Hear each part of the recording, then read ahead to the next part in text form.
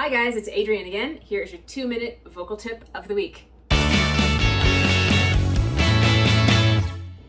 If you're singing in your head range, woo, this range up here, and you're finding that you can't really get it to sound as powerful and connected and kind of punchy as you would like, and it just feels like, you're just kind of sliding around up there without any pressure, here's a quick little tip, and that is cry, cry on your notes. So I'm gonna just demonstrate.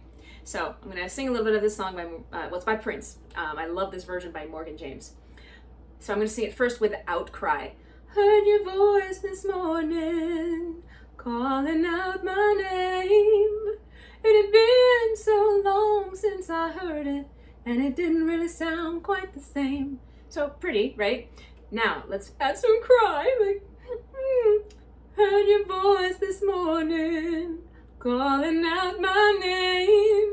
It had been so long since I heard it, and it didn't really sound quite the same. So what you're doing there is you're tensing your vocal cords a little bit. You're basically letting your vocal cords connect a little more tightly and a little more thickly so that you need more air to press against them before they burst open for each vibration, and that's going to give you a slightly stronger sound. So you don't have to worry about trying to find mix, trying to put more chest voice in it. You just get a stronger sound just with a little bit of cry. All right, so there's your 2-minute tip. Give that a try. Almost forgot to say, please subscribe to the channel and sign up for notifications so you get notified each time there's a new vocal tip. See ya.